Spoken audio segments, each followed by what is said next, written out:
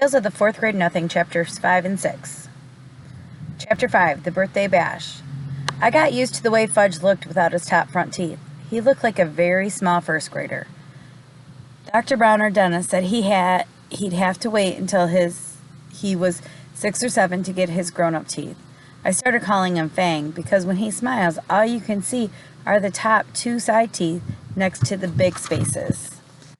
So, it looks like he has fangs. My mother didn't like that. I want you to stop calling him Fang, she told him. What should I call him? I asked. Farley Drexel? Just plain Fudge will be fine, my mother said. What's wrong with Farley Drexel? I asked. How come you named him that if you don't like it? I like it fine, my mother said. But right now, we call him Fudge. Not Farley, not Drexel, and not Fang. What's wrong with Fang? I asked. I think it sounds neat. Fang is an insult. Oh, come on, Mom. He doesn't even know what a fang is. But I do, Peter, and I don't like it. Okay, I promise never to call him Fang, my brother Fang again. But secretly, whenever I looked at him, I think, my brother Fang Hatcher. Nobody can stop me from thinking my mind is my own. Fudge is going to be 3 years old. My mother said he should have a birthday party with some of his friends. He plays with 3 other little kids who live in our building. There's Jenny, Ralph, and Sam. My mother invited them to Fudge's party. Grandma said she could come over to help. My father couldn't make it. He had a Saturday business appointment. I wanted to go to Jimmy Fargo's, but my mother said she needed me to supervise the games. The kids were invited from 1 until 2:30. That's only an hour and a half, my mother reminded me. That's not so bad, is it, Peter? I don't know yet, I told her. Ask me later. The kitchen table was set up for the party. The cloth and the napkins and the paper plates and cups all matched. They had pictures of Superman on them. Right before the party time, Grandma tried to change Fudge into his new suit, but he screamed his head off about it. No suit, no suit, no, no, no. My mother tried to reason with him. It's your birthday, Fudgy. All your friends are coming. You want to look like a big boy, don't you? While she was talking to him, she managed to get him into his shirt and pants, but he wouldn't let her put on his shoes. He kicked and carried on until my mother and my grandmother were both black and blue. Finally, they decided as long as he was in his suit, his feet didn't matter. So he wore his old bedroom slippers. Ralph arrived first. He was really fat, and he isn't even 4 years old. He doesn't say much either. He grunts and grabs a lot, though. Usually his mouth is stuffed full of something. So the first thing Ralph did was wander into the kitchen. He looked around for something to eat, but Grandma was guarding the place. She kept telling him, no, must wait until the other children come. Jenny arrived next. She was wearing little white gloves and party shoes. She even carried a pocketbook. Besides that, she had on dirty jeans and an old sweater. Her mother apologized for her clothes, but said she couldn't do anything with Jenny lately, especially since she'd taken to biting. What does she bite? I asked, thinking about furniture or toys or stuff like that. She bites people's, Jenny's mother said, but you don't have to worry about it unless her teeth go through the skin. Otherwise, it's perfectly safe. I thought, poor old Fudge, he can't even bite back since he hasn't got any top front teeth. I looked at Jenny. She seemed so innocent. It was hard to believe she was a vampire. Sam came last. He carried a big present for Fudge, but he was crying. It's just a stage he's going through, his mother explained. Everything scares him, especially birthday parties. He'll be fine, won't you, Sam? Sam grabbed onto his mother's leg and screamed, Take me home! Take me home! Somehow, Sam's mother untangled herself from Sam's grip and left. So at 5 after 1, we were ready to begin. We had an eater, a biter, and a crier. I thought the 2:30 would never come. I also thought my mother was slightly crazy for dreaming up the party in the first place. Doesn't Fudge have any normal friends? I whispered. There's nothing wrong with Fudge's friends, my mother whispered back. All small children are like that. Grandma got them seated around the table. She put a party hat on each kid. Sam screamed, Get it off, but the others wore their hat and didn't complain. My mother snapped a picture of them with her new camera. Then Grandma turned off the lights and my mother lit the candles on Fudge's cake. It had chocolate frosting and big yellow roses. I led the singing of Happy Birthday. My mother carried the cake across the kitchen to the party table and set it down in front of Fudge. Sam cried, "Too dark, too dark," so Grandma had to turn on the kitchen lights before Fudge blew out the candles. When he was finishing blowing, he reached out and grabbed a rose off his cake and shoved it into his mouth. "Oh, Fudge," my mother said, "look at what you did." But Grandma said, "It's his birthday, he can do whatever he wants." So Fudge reached over and grabbed a second rose. I guess Fat Ralph couldn't stand seeing Fudge eat all those yellow roses because he grabbed one too. By that time, the cake looked pretty messy. My mother, finally coming to her senses, took the cake away and sliced it up. Each kid got a Dixie cup, a small piece of cake, and some milk. But Jenny hollered, "Where's my rose? Want one too?" because her slice of birthday cake didn't happen to have one. My mother explained that the roses were only decorations and there weren't enough to go around. Jenny seemed to accept that, but when Grandma stood over her to help open her Dixie, Jenny bit her on the hand. "She bit me!" Grandma cried. "Did it break the skin?" my mother asked. "No, I don't think so," Grandma said, checking. "Good. Then it's nothing to worry about," my mother told her. Grandma went into the bathroom to put some medicine on it anyway. She wasn't taking any chances. Ralph was the first one to finish his food. "More, more, more," he sang, holding up his empty plate. "I don't think you should give him any more," I whispered to my mother. "Look how fat he is now." "Oh, Peter, this is a party. Let him eat what he wants." "Okay," I said. "Why should I care how fat he gets?" My mother served Ralph the second piece of cake. He threw it up right after he finished it. Me and my grandma took the kids into the living room while my mother cleaned up the mess. Grandma told Fudge he could open his presents while his friends watched. Jenny brought him a musical Jack-in-the-Box. When you turn the handle around, it plays "Pop Goes the Weasel." When you reach the part of the song about Pop, the top opens and a funny clown jumps up. Fudge loved it. He clapped his hands and laughed and laughed. But Sam started to scream, "No more, no more, take it away." He hid his face in his hands and wouldn't look up until Grandma promised to put the Jack-in-the-Box in another room. Fudge opened Ralph's present next. It was a little wind-up car that ran all over the floor. I kind of liked it myself. So did Ralph, because he grabbed it away from Fudge and said, "Mine." "No," Fudge shouted, "mine." When my mother heard the racket, she ran in from the kitchen. She explained to Ralph that he had brought the car to Fudge because it was his birthday, but Ralph wouldn't listen. I guess my mother was afraid he might throw up again, and this time on the living room rug, so she begged Fudge to let Ralph play with the car for a few minutes. But Ralph kept screaming it was his car, so Fudge started to cry. Finally, my mother took the car away and said, "Let's see what Sam brought you." Fudge liked that idea. He forgot about the little car as he ripped the paper and the ribbon off Sam's package. It turned out to be a big picture dictionary, the same kind the Yarboroughs brought me a couple months ago. Fudge got mad when he saw it. "No," he yelled, "no more book." He threw it across the room. "Fudge, that's terrible," my mother said. "You mustn't do that to the nice book." "No book," Fudge said. Sam cried, "He doesn't like it. He doesn't like my present. I want to go home. I want to go home." Grandma tried to comfort Sam while my mother picked up the book. She gathered the wrapping paper and ribbons and cards together. Fudge didn't even look at any of the birthday cards. "Oh, well, he can't read, so I guess it doesn't make any difference." "Peter," my mother said, "let's start the games. Now, quick." I checked the time. I hoped the party was almost over. But no, it was only 1:30. Still an hour to go. I went into my room where I had blown up a lot of balloons. My mother had the party book, and it says, 3-year-olds like to dance around with balloons. When I got back in the living room, Mother started the record player, and I handed each kid a balloon. But they just stood there looking at me. I thought, either the guy who wrote the party book is crazy, or I am. "Show them how, Peter," my mother said. "Take a balloon and demonstrate." I felt like one of the world's greatest living fools dancing around with a balloon. But it worked. As soon as the kids saw me doing it, they started dancing too. And the more they danced, the more they liked it until Jenny's balloon popped. That nearly scared Sam right out of his mind. He started yelling and crying. Fortunately, I had blown up 24 balloons.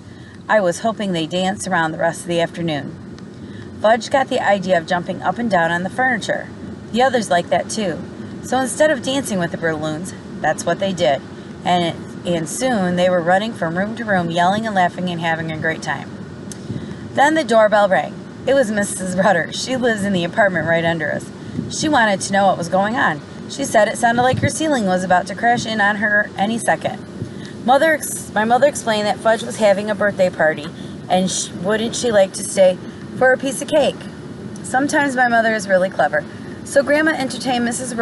Rudder in the kitchen while Fudge and his buddies jumped up and down on his new bed. It was delivered this morning. Fudge hasn't even slept in it yet. So naturally, when my mother found out what they were up to, she was mad. "Stop it right now," she said. "New bed, big boy," Fudge told her. He was proud. "You won't have a new big boy bed for long if you don't stop jumping on it," my mother told him. "I know. Let's all sit down on the floor and hear a nice story." My mother selected a picture book from the Fudge's bookshelf. "I heard that one," Jenny said when she saw the cover. "All right," my mother told her. "Let's hear this one." She held up another book. "I heard that one too," Jenny said. I think my mother was starting to lose her patience, but she chose a third book and said, "We'll all enjoy this one, even if we know it by heart. And if we do know it by heart, well, we can say it together." And that's what Jenny did. And when my mother skipped a page by mistake, Jenny was right there to remind her. If you ask me, my mother felt like biting Jenny by that time. When the story was over, it was 2 o'clock, and Ralph was sound asleep on the floor. My mother told me to put him on Fudge's new bed while she took the rest of the children back to the living room. I tried and I tried, but I couldn't lift Ralph. He must weigh a ton. So I left him sleeping on Fudge's floor and closed the door so he wouldn't hear any noise. On my way back to the living room, I wished the others would fall asleep too. Peter, my mother suggested, "Why don't you show them Dribble?" "Mom, Dribble's my pet." "You don't go around using a pet to entertain a bunch of little kids. Didn't my mother know that?" "Please, Peter," my mother said. "We still got a half an hour left, and I don't know what to do with them anymore." "Dribble," Fudge hollered. "Dribble, dribble, dribble."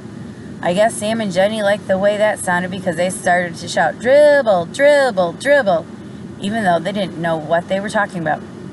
"Oh, all right," I said. "I'll show you Dribble, but you've got to promise to be very quiet. You mustn't make a sound. You might scare him, okay?" They all said okay. My mother went into the kitchen to chat with Grandma and Mrs. Rudder. I went into my room and came back carrying Dribble in his bowl. I put my finger over my lips to remind Fudge and his friends to be quiet. It worked. At first, nobody said a word. I put Dribble down on the table.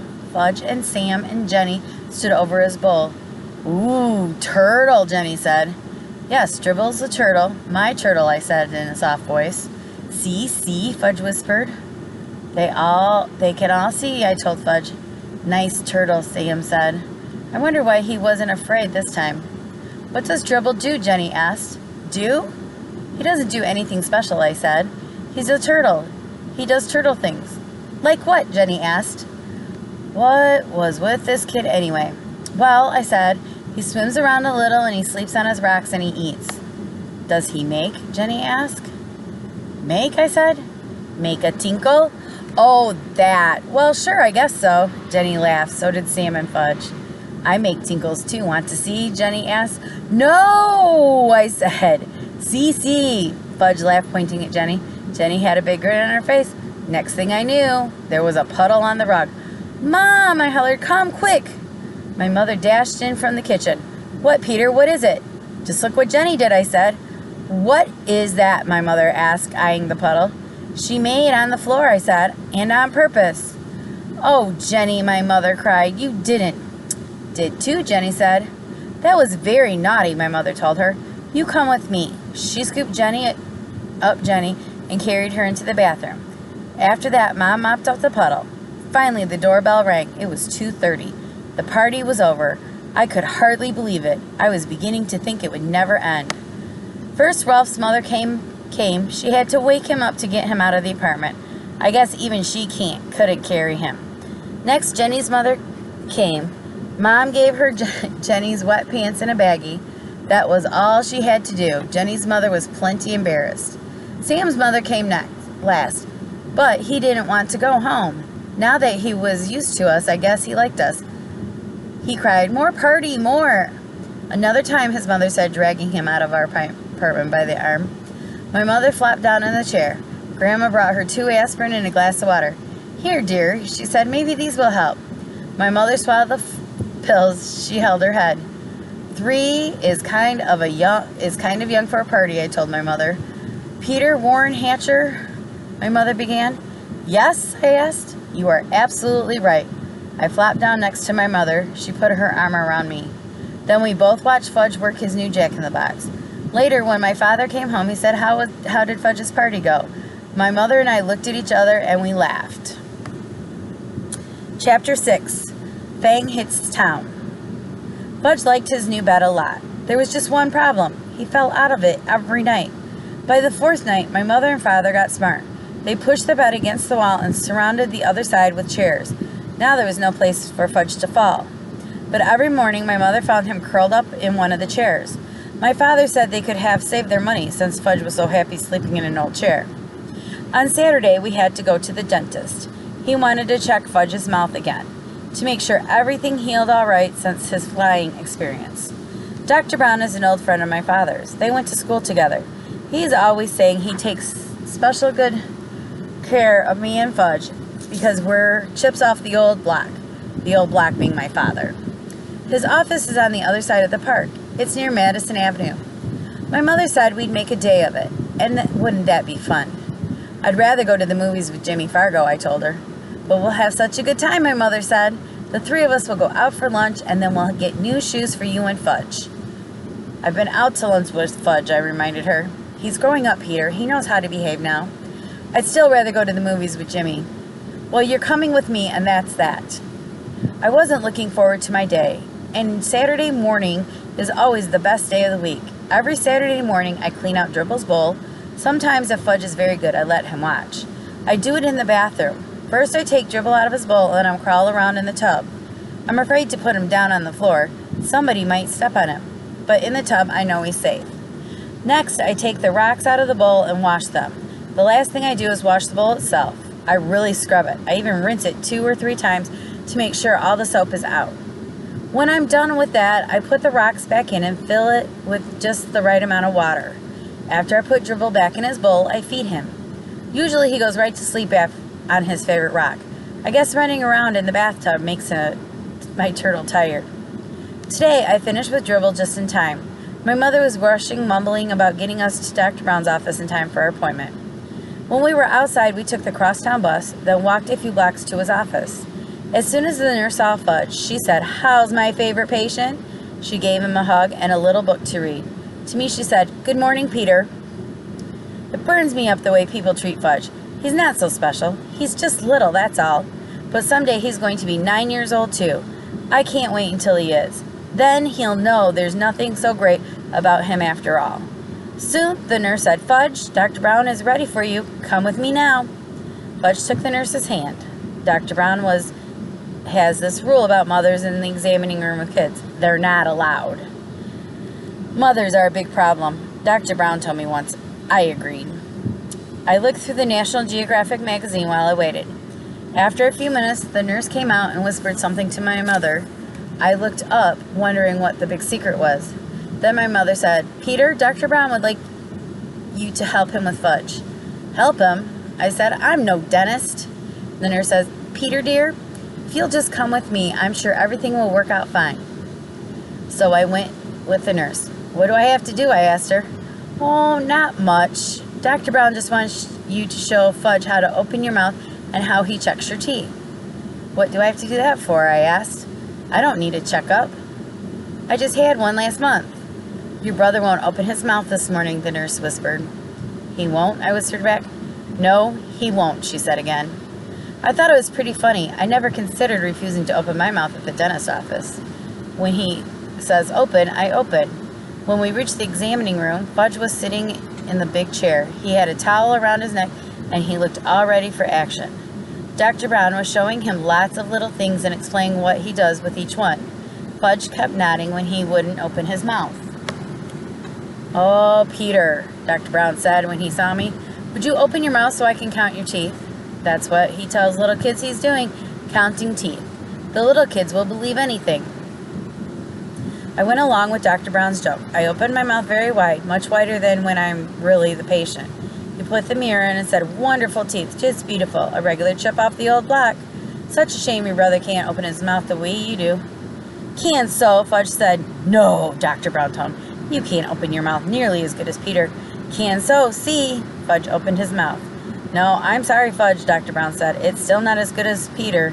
So Fudge opened his mouth really wide. "Count teeth," he said. "Count Fudge's teeth."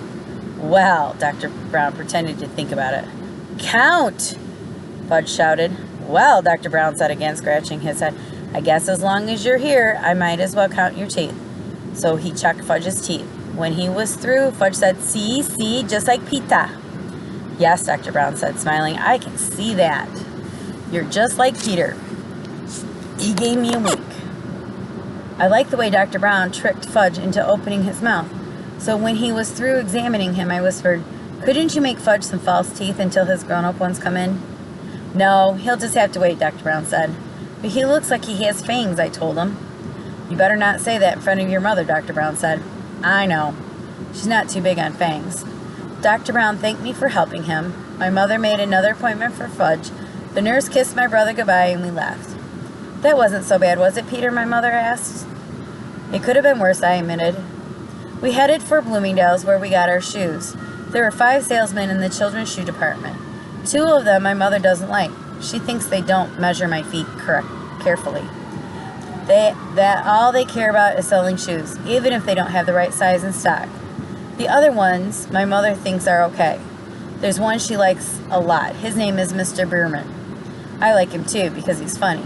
He usually makes believe that the right shoe goes on the left foot or that Fudge's shoes are really for me. Anyway, Mr. Bierman waits on us. Buying shoes is almost fun. Today, Mr. Bierman spotted us right away.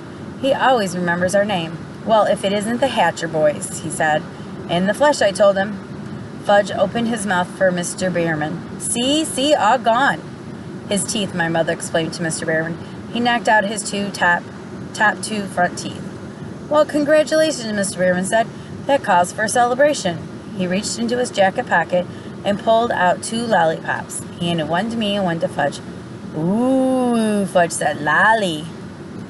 Mine was root beer flavor. I hate root beer flavor, but I think Mr. Bierman anyway. "I'll save it for after lunch," I told him, handing it to my mother. She put it into her purse. Fudge got a lemon lolly. He ripped off the paper and started sucking right away. "Now then, what'll it be, boys?" Mr. Bierman asked. My mother answered, "Brown and white saddle shoes for Fudge and loafers for Peter." "Okay, Peter, let's see how those feet have grown." I slipped out of my old shoes and stood up and stuck my left foot into Mr. Bierman's foot measure. Then he turned it around and I put my right foot in. That's another reason why my mother thinks Mr. Bierman is good at selling shoes. He measures both feet. Some other salesmen only measure one. My mother says feet can be different sizes even on the same person. And it's important to make sure the size fits the biggest foot. "What color loafers, Peter?" Mr. Bierman asked. "Brown," I said, "same as the old ones." When Mr. Bierman went into the back room to look for shoes for me, my mother noticed a hole at the toe of my sock. "Oh, Peter, why didn't you tell me you had a hole in your sock?" "I didn't know I had one," I said. I am so embarrassed. "It's my sock, Mom. Shouldn't you be more embarrassed?" "Why should you be embarrassed?" I asked. "Well, it looks terrible. I mean, to come shopping for shoes with a hole in your sock. That's just awful. Can't you hide it a little?" "Where should I hide it?" "Try to get the hole in between your toes so it doesn't show," my mother said. I wiggled my sock around trying to rearrange my hole. My mother sure worries about silly things. Mr. Bierman came out with 2 pairs of loafers. He likes to try different sizes to make sure I'm getting the right one. One pair was much too big. The other pair fit fine. "Wear a wrap?" Mr. Bierman asked my mother. "Wrap, please," she said. "We'll wear the old ones home." I have never been allowed to wear new shoes home from the store. Don't ask me why, but my mother always has the new pair wrapped up and I can't wear them until the next day. When I was finished, Mr. Bierman untied Fudge's shoes and measured his feet. "Brown and white saddle shoes," my mother reminded him. Mr. Bierman went into the back and returned with 2 shoe boxes. But when he opened the first box, Fudge saw the saddle shoes. He said, "No!" "No what?" "No shoes," Fudge said. He started kicking his feet. "Don't be silly." Fudgy, you need new shoes, my mother told him. No, no, no, he hollered. Everybody in the department looked over at us. Here's the perfect size, Mr. Behrman told Fudge, holding up one shoe. Wait till you see how nice these new shoes will feel. Fudge kicked some more. It was impossible for Mr. Behrman to get the shoes on his feet. He screamed, no shoes, no, no, no. My mother grabbed hold of him, but he was wiggling around. He managed to give Mr. Behrman a kick in the face. Luckily for Fudge, only had on socks. Now look, Fudge, my mother said, you must get new shoes. Your old ones are too small, so what kind do you want? I don't know why my mother bothered to talk to him like he was a regular person, because when Fudge gets us into a temper tantrum, he doesn't listen to anything. By the time he'd thrown himself onto the floor where he beat his fist against the rug. What do you want, Fudge? Because we're not leaving here until you have new shoes, my mother said. Like she meant it. I figured we'd be there for the rest of the day, or maybe the week. How could my mother have been embarrassed over a little hole in my sock and then act like nothing much was happening when her other son was on the floor yelling and screaming and carrying on? I'm going to count to 3, my mother told Fudge, and then I want you to tell me which shoes you want. Ready? 1, 2, 3. Fudge sat up. Like pitas, he said. I smiled. I guess the kid really looks up to me. He even wants to wear the same kind of shoes. But everybody knows you can't buy loafers for such a little guy. They don't come in your size, Mr. Behrman told Fudge. Yes, yes, yes, like pitas, Fudge hollered. Mr. Behrman held up his hand and looked at my mother, as if to say, I give up. But my mother said, I have an idea. She motioned for me and Mr. Behrman to come close. I had a feeling I wasn't going to like her idea, but I listened anyway. I think we'll have to play a little joke on Fudge, she said. What do you mean? Well, suppose Mr. Behrman brings out a pair of saddle shoes in your size. Oh, no, I said. You're not going to get me to wear saddle shoes, never. Let me finish, my mother said. Mr. Behrman can bring them out and you can try them on, and then Fudge will think that's what you're getting. But when we leave, we'll take the loafers. That's mean, I said. You're taking advantage of him. Since when do you worry about that, my mother asked. Since now, I told her. Look, Peter, my mother said, checking her watch. It's 12 o'clock. I'm starved. Me too, I said. Well, then, if you ever want to get some lunch, let's try my idea. Okay, I said. I sat back in my chair while Mr. Behrman hurried to the stockroom again. Fudge looked up at me from his position on the floor. Like pitas? Yeah, sure, Fudge, I told him. Mr. Behrman came back with a pair of brown and white saddle shoes in my size. I tried them on. Did they look ugly? See Peter's nice saddle shoes, Mother said. Now Fudgy tries on his nice saddle shoes. Fudge let Mr. Behrman get him into his new pair of shoes. See, he said, see, like pitas. He held up his foot. That's right, Fudge, I said, just like mine. You sure can fool little kids easy. Where are Rap, Mr. Behrman asked my mother. While Fudge walked around in his new shoes. Rap, she said, of course. I wondered what my mother would tell Fudge tomorrow when I wore my new loafers. Oh well, that really wasn't my worry. It was her idea. When Fudge was back in his old shoes and our package was ready, Mr. Behrman gave my brother a striped balloon. He offered one to me too. I refused.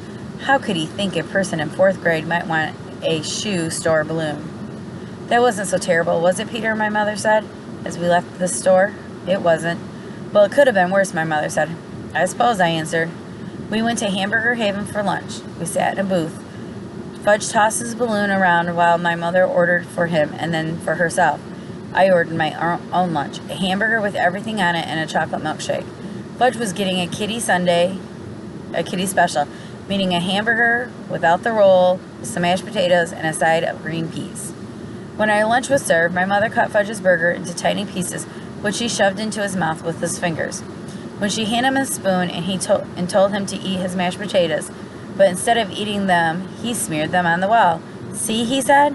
I thought you told me he wouldn't behave like that anymore, I told my mother. Fudgy, that's naughty. You stop right now, my mother said. But Fudge sang, eat it or wear it, and he dumped the whole dish of peas over his head. I laughed. I couldn't help it. He looked so silly with the peas falling from his hair. And when I eat and laugh at the same time, I choked. So I choked on my pickle, and my mother had to whack me on the back, which gave Fudge another chance to spread mashed potatoes on the wall. That's when the waitress asked my mother, did we want anything else? No, thank you, my mother said. We've had more than enough now. She wiped off the wall with her napkin and told Fudge he was very, very naughty. Not me, Fudge said, not me. Yes, you, my mother told him. You can't eat like Peter. See how nice Peter eats? Fudge didn't say anything. He just stuck his fork into his balloon. It popped and he screamed, "Oh God, want more balloon, more." "Shut up," I told him. "You can't even act human." "That's enough, Peter," my mother said. She should have slugged him. That would teach that brother of mine how to behave in Hamburger Haven. We took a cab home. Fudge fell asleep on the way, hid his finger in his mouth, and made slurping noises. My mother whispered to me, "Our day wasn't that bad, was it, Peter?" I didn't answer. I just looked out the taxi window and decided that I would never spend a day with Farley Drexel Hatcher again.